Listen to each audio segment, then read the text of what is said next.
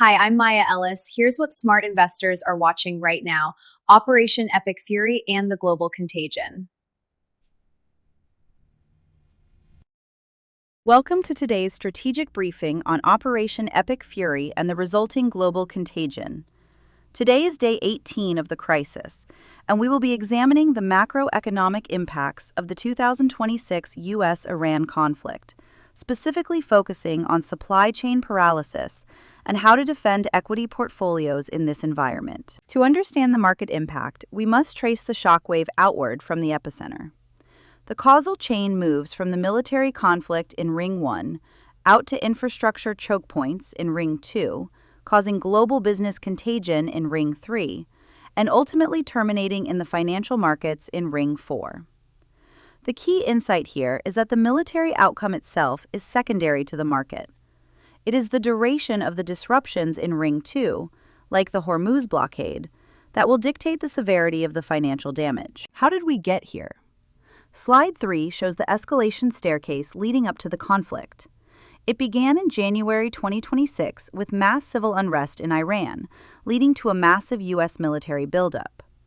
Following a diplomatic collapse on February 27th, the U.S. and Israel launched Operation Epic Fury the next day, a surprise decapitation strike that assassinated Supreme Leader Ali Khamenei, utilizing over 1,200 bombs in the first 24 hours alone. Looking at the battlefield on Slide 4, this is a high-intensity air campaign with zero ground incursion. Strikes have targeted Tehran leadership compounds, the Natanz nuclear facility, and the Karg Island export hub. Strategically, Mojtaba Khamenei has been installed as the new supreme leader, and the U.S. has confirmed no ground troops will be deployed, expecting the operation to last weeks, not years. However, the financial toll is already steep, with the first 100 hours costing the U.S. an estimated $3.7 to $5 billion. Slide 5 highlights the simultaneous severing of critical global arteries. We are facing a double choke point: a massive airspace void over the Middle East that has crippled transit hubs like Dubai and Doha, with over 40,000 canceled flights, and a naval blockade at the Strait of Hormuz, stalling over 150 freight ships. Systemically, this is the biggest global travel disruption since COVID-19, compounded by the isolation of 20% of the world's seaborne oil. This trapped inventory of 20 million barrels per day is triggering extreme asymmetric pricing in energy markets, as shown on Slide 6. While the paper market for Brent crude is hovering around $120 a barrel, the physical market is flashing extreme stress, with Omani crude trading at a record $51 premium, pushing outright physical prices to $150 a barrel.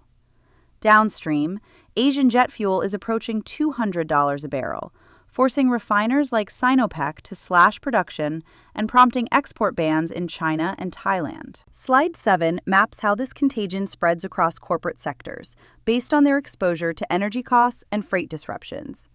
Defense contractors and domestic U.S. energy remain insulated and act as beneficiaries.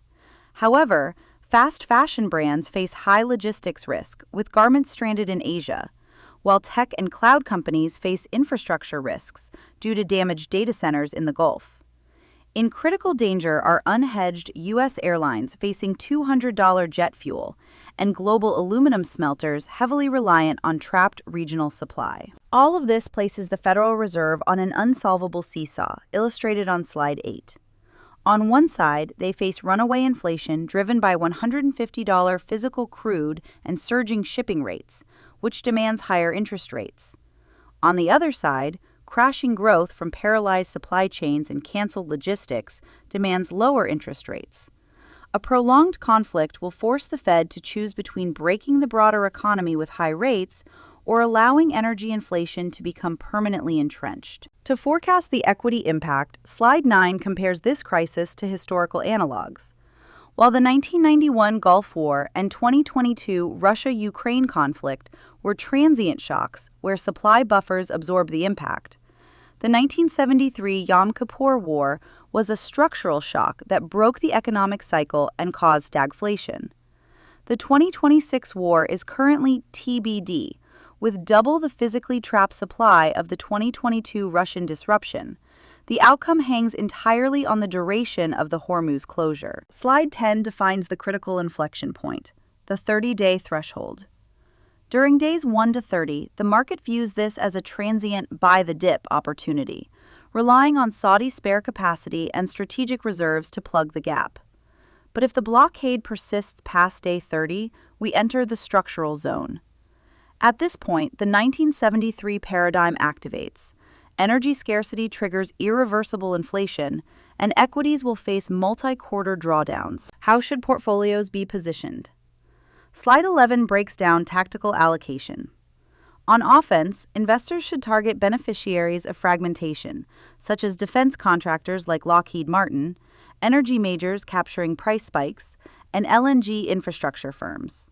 For defense, the focus should be on portfolio diversifiers, gold, short-duration bonds to reduce risk in a higher-for-longer rate environment, and Singapore dollar cash as an Asian safe haven, explicitly avoiding emerging market debt. Slide 12 provides a case study of Singapore, showing how Vanguard trade hubs absorb this kind of shock. Singapore faces incoming threats of imported inflation from high physical crude costs and massive freight congestion. However, it defends itself through its status as a commodity trading hub, capturing volatility revenues, the central bank tightening monetary policy to block imported inflation, and massive capital flight, seeking the Singapore dollar as a safe haven. Finally, Slide 13 outlines the key variables we must monitor moving forward. Number 1 is the Hormuz flow rate, tracking actual physical tanker transits. Number 2 is Saudi spare capacity and their willingness to ramp up production. Number 3 is tech resilience, whether AI and semiconductor demand can decouple from the energy cycle to save the broader S&P 500. Our closing insight?